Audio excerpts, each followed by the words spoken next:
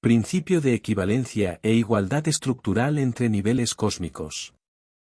Si en los distintos niveles cósmicos, micro y macrocosmos, átomos y estrellas, se dan las mismas fuerzas y conjuntos de elementos, así como las mismas dimensiones e interrelación entre ellos, entonces la estructuración cósmica de estos niveles ha de ser también similar y equivalente. Reto del autor. Cualquier prueba y observación, que sea clara y fehaciente, de que existe alguna fuerza o elementos no común entre ambos niveles, atómico y estelar, será prueba de fallo y de evaluación de mi modelo cósmico y atómico, pero cualquier prueba y observación de nuevas coincidencias en estos elementos en ambos niveles, será prueba y validez de mi modelo.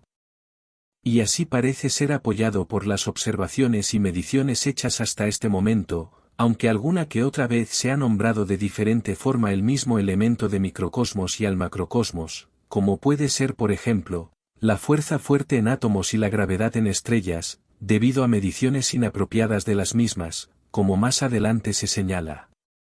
En los dibujos y tablas se exponen estos datos y observaciones, en los cuales vemos primeramente como las fuerzas cósmicas básicas conocidas, como la gravedad y las fuerzas magnéticas se dan tanto a nivel atómico como a nivel de estrellas.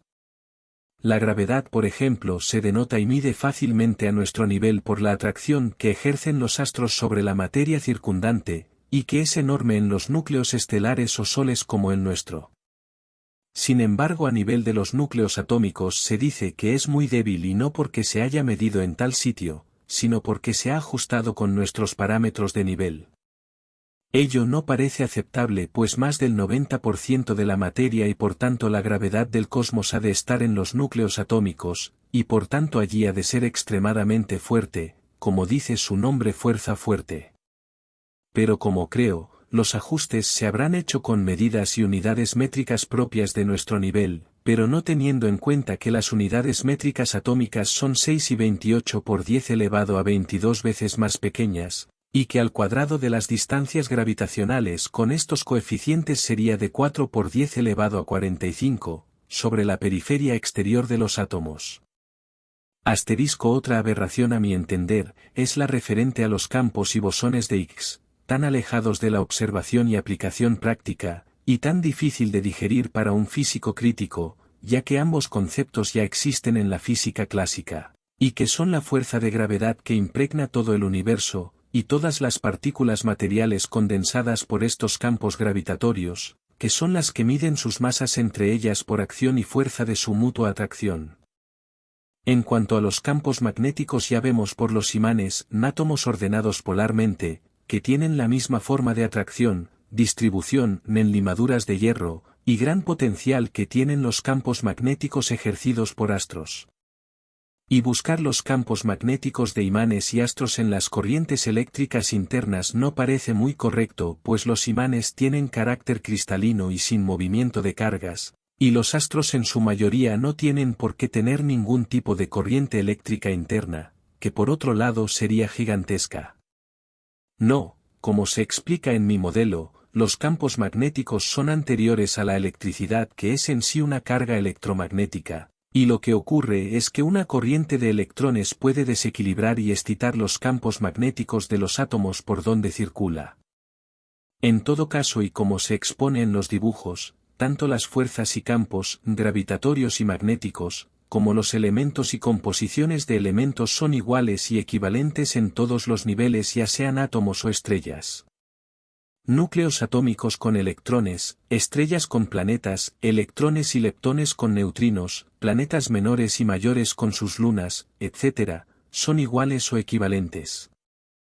Además está su comportamiento formando sistemas orbitales con núcleos mayores y satélites a su alrededor.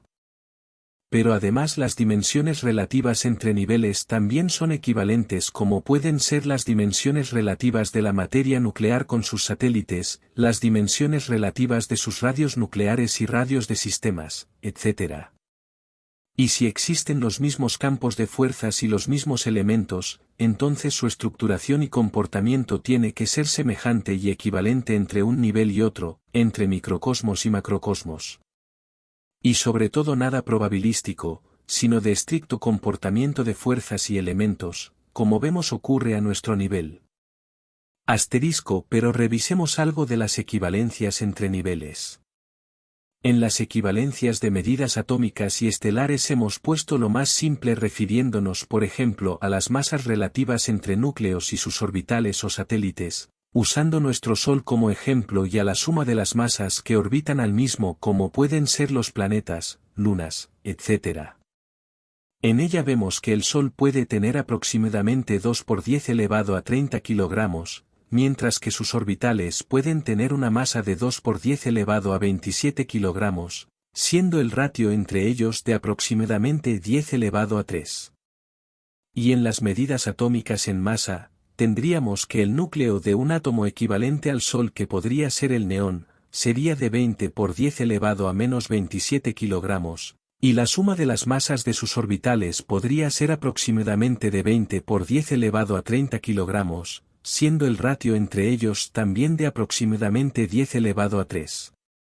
En cuanto a las medidas relativas de los radios del núcleo con relación a los radios de los sistemas orbitales, radios atómicos y radios del sistema solar, tendríamos que el radio del sistema solar sería de 6 por 10 elevado a 12 metros.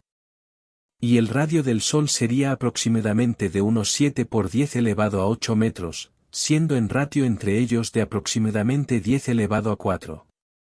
Y siendo el radio de un átomo de neón de aproximadamente 8 por 10 elevado a menos 10 metros. Y el radio aproximadamente del núcleo de neón de 1 por 10 elevado a menos 4. El ratio entre ellos sería también de aproximadamente 10 elevado a 4. Asterisco la QM, como pseudociencia para creyentes, pero no para físicos críticos. Los postulados de la mecánica cuántica solo pueden sostenerse en una corta imaginación humana desprovista de una mínima crítica científica, que ellos llaman inapropiada lógica cotidiana. Y sí, entiendo que la QM está equivocada desde el principio, por ejemplo, que las partículas son ondas, y que éstas, según sus experimentos de doble rendija por ejemplo, pueden ocupar más de 1 metro cúbico de volumen. Y como muestra dos simples ejemplos, dibujos. Si en el ámbito del experimento de doble rendija, mínimo 1 metro cúbico de volumen, las partículas de fotones o de electrones fueran ondas de esa extensión, entonces en ese ámbito habría billones de ondas electromagnéticas conviviendo, interfiriéndose y reflejándose una con otros, sin que pudieran manifestarse ni medirse por separado, como lo harían las ondas de una fuerte lluvia en la superficie de un estanque.